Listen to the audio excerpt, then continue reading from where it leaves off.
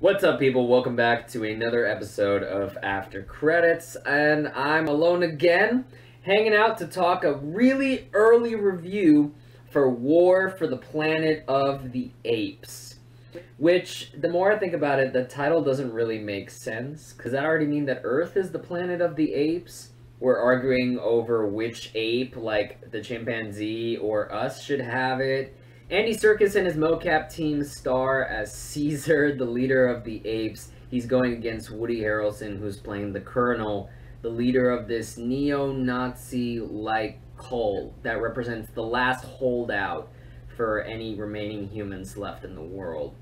This is the third in the Apes prequel trilogy, following Rise and Dawn. Two movies that I do enjoy. I enjoy Rise quite a bit. And Dawn, I think, is kind of a really silly but fun popcorn flick watching apes do crazy shit. People are raving about this movie. They're calling this like one of the best trilogies of all time. They're calling it this generation's Lord of the Rings or something comparable to the Nolan trilogy. And I think it's okay. Not really the good kind of okay, but it's okay. Like, it's a decent enough movie. I think this movie is got a lot on its plate. It's got to be a sequel to Dawn, a prequel to the original movie, an action blockbuster, a character-driven drama, a psychological deconstruction of humanity. It's got to appeal to a PG-13 audience that wants its movie to be more like a rated R movie, and a PG-13 audience that wants its movie a little bit sillier and more popcorn. What I'm getting at is, this movie is all over the place. It's convoluted. This is, I think, the longest of the Apes movies, and God does it feel it. Each of these movies does one thing really well. Rise, I think, is the brains, Dawn is the brawn, and War is the feels. Rise, I think, is the best movie. I think it's the tightest character story, focused clearly on Caesar, and the tone is consistent, the action is good, but really the focus here is how calculated and well-paced and well-executed Caesar's character arc is. In Dawn, the humans kind of suffer, and Caesar's not really as developed, but goddammit, there's an ape dual-wielding machine guns on a horse. One of them shoots a tank, and it's fucking awesome. And in this one, what really gets me are the characters. Whenever this movie gets emotional and it really wants to drive this wedge into your heart, it works very well. This series hasn't gone a cliff for me, per se. It's more like a driveway. Like, you started at the top and you're like slowly declining, but that doesn't necessarily mean like they're bad movies. It's just that the other elements that aren't as strong, as these movies progress, those elements start getting weaker and weaker. But before I go any further, I am going to go into some spoilers here, so if you don't want to know anything else about this movie before you see it, this comes out July 14th. I'm going to leave this time code here. You can scroll for my final thoughts and scores out of 6 stars. So I'm going to start with a lot of the good points here. Andy Serkis as Caesar is unbelievable. And I know a lot of this goes with the mocap team and the animators bringing this character to life.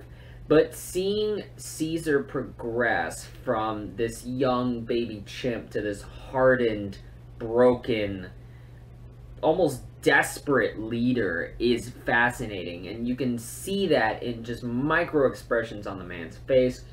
He acts so much with so little dialogue, and I can't praise Andy Serkis enough. He is truly an underrated talent, one that the Academy's probably going to give him a Lifetime Achievement Award or something like that, but honestly, this is one of his best performances ever.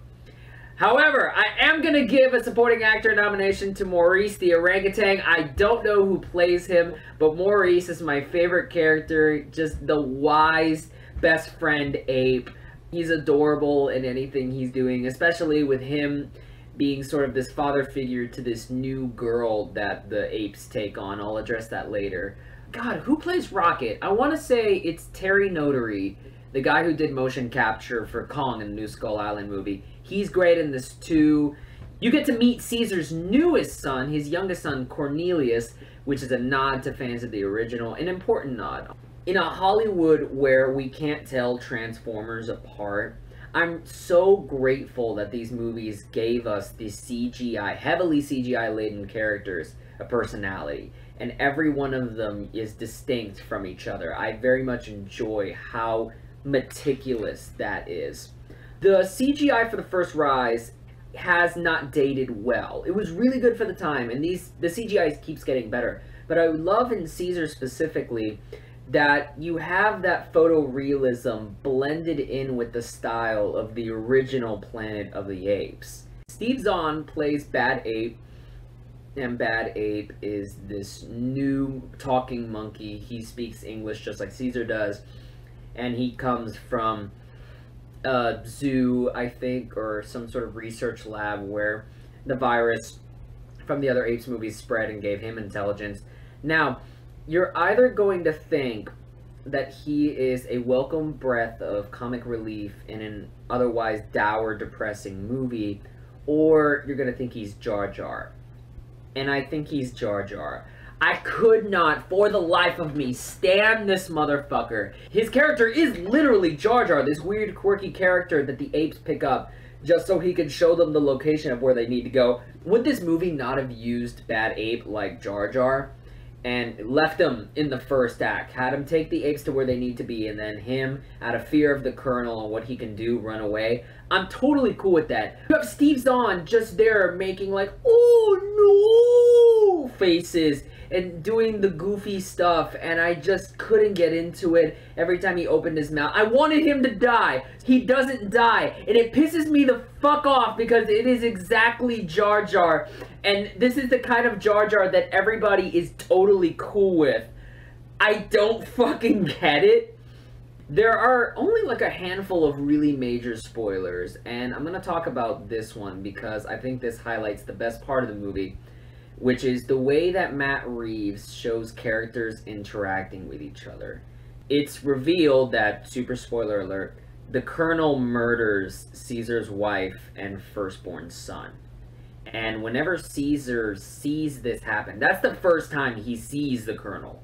What Matt Reeves does is cut out all the music and put Caesar and the Colonel's face plastered on the screen in a close-up.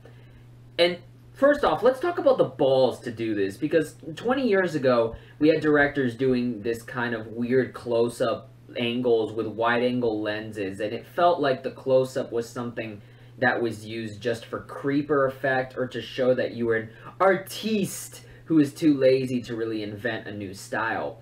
But Reeves has the balls to take this heavily CGI'd character and plaster his effect on the screen in a way that forces you to not only believe that the character is real, empathize and sympathize with that character, and elevate this moment to such a dramatic degree. This is the peak. This is what starts the story. You cannot go back from this moment. And the way he handles it is forcing each character to stare each other into the eye and take every little bit of detail on the other's face. Caesar is staring the guy down that killed his family. He's making sure that he knows exactly who this dude is so he can take him out. And the Colonel is looking at Caesar, who is the leader of the apes. If he can kill this ape, it's gonna go a longest way. It is his best hope of getting humanity back again. And so that stare down with no music, even when the Colonel picks up his gun and starts shooting at Caesar, Caesar's eyes are locked dead on that Colonel. Reeves wants you to take in that moment, that good versus evil, just pure revenge, character-driven motivation in one simple shot. And I thought the way it was executed was masterful. Caesar and the apes go to this camp led by one of the Colonel's soldiers. You can tell because they're all branded with the Alpha and Omega signs. For what reason? Who cares? It's easy to brand. And they show up. This soldier pops out. He's kind of on his own. Draws his gun. Caesar and the apes kill him. They break into the house. And here comes the second great character interaction between Maurice and this little girl. The little girl being the soldier's daughter, and we find that out later. But it's just Maurice and this girl, and whenever they meet, their faces are blurred. And really the only thing you can focus on are their hands. And I kept thinking about how babies' sense of sight isn't as developed as it is when it's born. But their main sense of like knowing who their parent is or interacting with the world is through their hands. And that's not just a human thing, that's a primate thing. So I thought it was fascinating that in that moment, they would develop these two characters, Maurice developing a sort of semi-paternal relationship with this girl, teaching her sign language and kind of helping her deal with the death of her father. I love this scene, and they're just kind of touching. It's not really human versus ape. It's a unifying moment for primates. And I thought that these two character interactions that are polar opposites work together in this film. I would have rather, though, this movie addressed the unity of human and ape a little bit more. I felt like this interaction and this character might have worked a little better in Dawn, when we still had some hope that the humans and apes could maybe get along. As two parallels, as ways to establish character, I thought Matt Reeves directed the fuck out of those scenes. And so now as we progress, we're going to talk about some of the bullshit that's in this movie. Despite showing the apes having more screen time, it's not really about the apes. And the reason Woody Harrelson is evil is because the virus has mutated into not killing humans, but rather sort of like giving them mental degradation, like de-evolving humans to where they can't speak anymore and they are seen like dumbfounded and phased. And so Woody Harrelson, seeing this happen and it terrified of losing his place in the food chain, decides to kill fellow members of his camp who have contracted the disease, including his toddler son. That's one of the big dramatic reveals of the film. This causes Woody Harrelson's camp of militant neo-Nazi-esque people to branch off from the rest of the military, and we find out that Woody Harrelson is preparing for an attack from the rest of the military on his camp.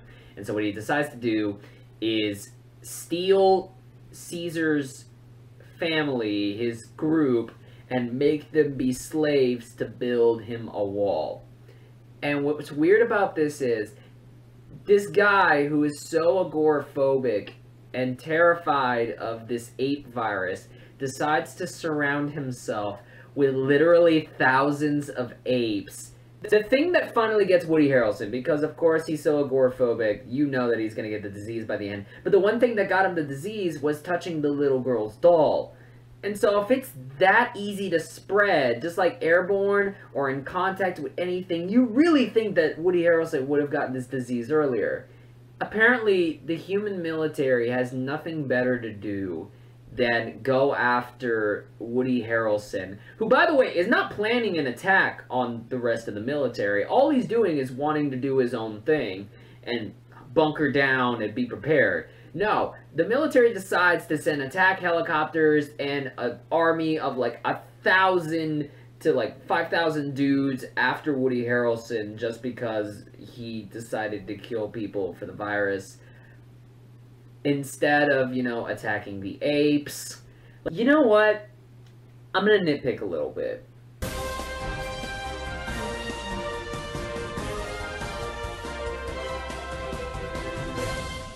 Caesar is eventually captured by the colonel and forced to work on this prison camp. And there's a scene where he's trying to lead a little rebellion and have all the apes, like, outside just attack all of his men. This is really uncomfortable. It kind of comes out of, like, a slave movie, because there's a part where, like, this one ape is being beaten and lashed with whips, and so Caesar ends up taking the ape's place.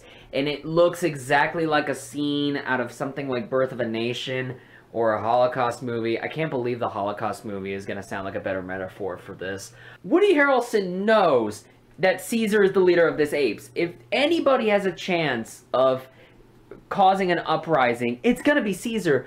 So there's a point where it's in the trailer, you see him hold the gun to his head. Why don't you just shoot him?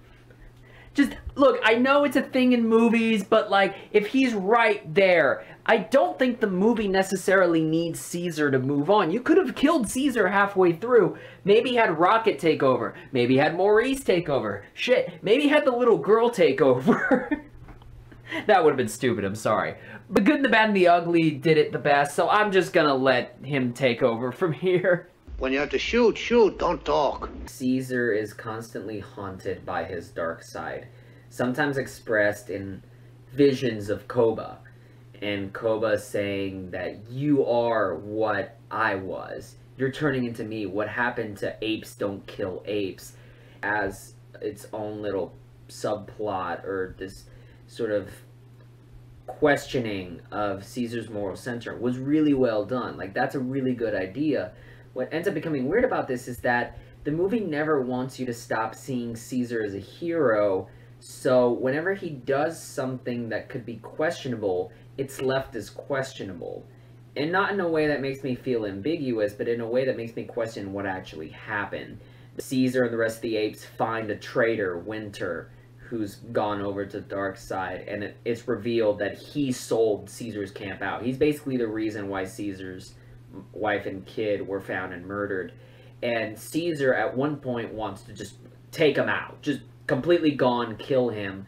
But then the soldiers pass by, and so Caesar and the other apes have to, like, hold Winter down to get him to not scream and have the soldiers pass away.